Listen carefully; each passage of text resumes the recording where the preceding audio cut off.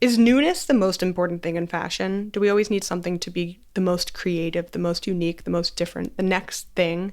In 1 week, by some sort of cosmic coincidence, the designer Giorgio Armani passed away at the age of 91. He had a beautiful, amazing long career. And at the same time, a new designer, Soshi Otsuki, won the LVMH Prize.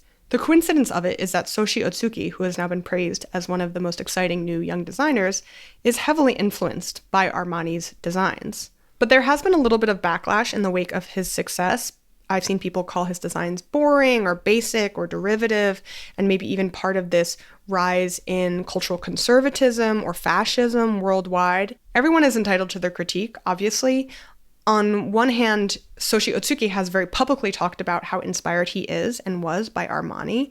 But on the other hand, I wonder if this sort of unhappiness about him winning the prize has a little bit to do with something, a designer and a style that was sort of for maybe a more niche audience going mainstream, because I think I saw his designs for the first time a year or two ago and I loved it. I mean, it's just so up my alley, right? Armani, I love Armani.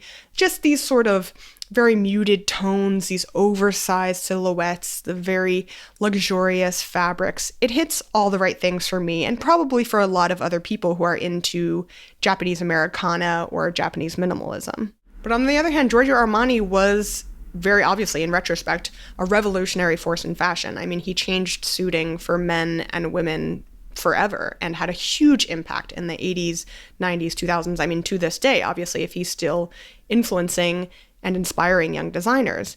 Now, if you don't know that much about Armani, I'll do a very quick sort of recap. He started his brand in 1975, and by 1978 was selling a large amount of luxury ready-to-wear clothes. Most people agree that one of his big breaks was when he got the contract to dress Richard Gere in the movie American Gigolo, which came out in 1980. From 1980 to 1990, he essentially creates this incredibly successful and influential international brand. He really took out a lot of the traditional rigidity that we saw in men's suiting. He's like ripping out the lining, reworking the structure. He wanted his garments to drape beautifully, to be sort of fluid and romantic and even erotic. By the 1990s, Armani is king. He has these successful sub-brands. Julia Roberts wears one of his suits to the red carpet, which I think she bought by herself. I don't think she got dressed for that, but it's an extremely iconic moment in Armani history. Of course, times change. The 90s end, we go towards much slimmer suiting. There's the Hedi Slimane era, and now we're back in baggy. Otsuki, on the other hand, was born in 1990. Armani was born in 1934, I believe, and has had his brand for about 10 years, since 2015. So he's been cooking on this for a while, and he's very clear about his references. He's extremely inspired by the 1980s in Japan. When I was in Japan recently, actually, my husband and I were asking someone why there were so many Italian restaurants. It just seemed like a very, very popular type of foreign restaurant that a lot of Japanese people like to go to. And there was also a lot of Japanese and Italian cuisine. And he was telling us, you know, the 1980s in Japan was a huge period of growth, right? You think of, well, they call it as the Japanese assets price bubble. All these guys are, you know, getting their office jobs. They're running around in their suits. And there's a lot of new money. And with new money, a lot of guys want to buy Italian suits, right? Milan is very hot at that time because Armani is internationally popular. And the long and short of it actually is that, at least the guy said that originally people really were into French cuisine and French culture because if you had money, that's what you wanted to kind of get into. But the younger generation, especially in the 90s and 2000s, when they became a little bit more disillusioned by the sort of fast growth of capitalism in Japan from the 1980s, they kind of veered towards Italian food because it was a little less expensive and a little less like frou-frou as opposed to the French cuisine. Anyway, I'm tying those things together. I don't know actually how related they are. But there's this distinction between the 80s and that extremely quick economic growth in Japan to the sort of stagnation and lost decade of the 90s. And that sort of shift, I think, was very impactful in terms of Otsuki's inspiration. He said, "There are many vintage Italian pieces in the Japanese secondhand market, and I like collecting and referencing them. I like to take the references and reinterpret them in a Japanese way with modern tailoring." So he takes these references, like I said, adds modern tailoring and elements of traditional Japanese clothing, like kimono sleeve-inspired interlining pockets, and yeah, he says, I often use everyday events to create works that evoke a Japanese atmosphere and spirituality. He said he's also greatly inspired by classical performing arts in Japan, such as kabuki and rakugo. So why did he win the LVMH prize, and why did it make some people mad? First of all, the criteria for the LVMH prize is not super public. I did read so many articles trying to figure out like what exactly they're looking for. It just kind of is like best new designer, most promising young designer. The idea behind the LVMH prize is that they give these designers a lump sum of money and professional mentorship for about a year. What the most promising young designer means is really seemingly up to the judges for that year. And LVMH, if you don't know them, you should look it up, especially if you're interested in the business of fashion. They are a hugely impactful conglomerate on the world of fashion. So LVMH launched this prize in 2013 to sort of try to support young designers. It says, this patronage embodies the commitment of the group and its houses towards today's young designers who will become tomorrow's rising stars. There were also two sort of runner-up prizes, one which was the Karl Lagerfeld Prize. I tried, but for the life of me, I could not figure out what is specific to the Karl Lagerfeld Prize. So the two runner-up prizes is Karl Lagerfeld and Savoir-Faire. Savoir-Faire is specific. It says it's earmarked for designers who treat ateliers like laboratories. It's supposed to spotlight exceptional craft, technique, and innovation. The Karl Lagerfeld Prize, I don't know. It just seems like you got second place. Who can say why Soshi Otsuki over these other two people were chosen for the main prize? I do think that there is obviously a level of like hotness to it. You know, Japanese fashion is just so big right now. Baggy silhouettes are in right now. But I think that the other designers really believe in his vision. I think he's really crafted a world and a language and a specificity to the type of clothing that he makes. And they also probably think that he'll be successful. That's probably a huge part of it. Do they think that he'll be able to sell these clothes to consumers and make money? The main TikTok that I saw that was pushing back against the brand, you know what? I understand. I struggle because what I struggle with is when people look at clothes like this, things that are subdued and covered up and baggy or not form-fitting, not loud, not prints, not fun. And they call it like, oh, this is just because people are conservative. This is a recession indicator, whatever. Like I'm going to be honest, I personally feel a little attacked because I really like styles like this. I like stuff that's sort of about nice fabrics and draping and details and, the sort of like quiet luxury look. Not that I'm a quiet luxury person because like who even knows what that is. But yeah, people who are like, oh, it's the Rowification of fashion, right? The Row, the brand that the Olsen twins have. I don't disagree. I do think there is a line here from the Row to Soshi Otsuki, but I don't think that just because of that, it's something to be, I don't know, looked down on or dismissed.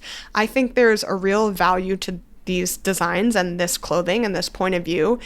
And I don't think it's like trad wife core, I think there is definitely something to say about the rise of conservatism and what that looks like in the fashion world. But I just don't want my faves to be dragged down as part of that critique. That's a tough spot for me personally. Though also he said that it looked like it was from Men's Warehouse. Like, I don't know, we have to draw a line somewhere. I don't think these clothes look like they're from the Men's Warehouse. Like, that just doesn't make any sense.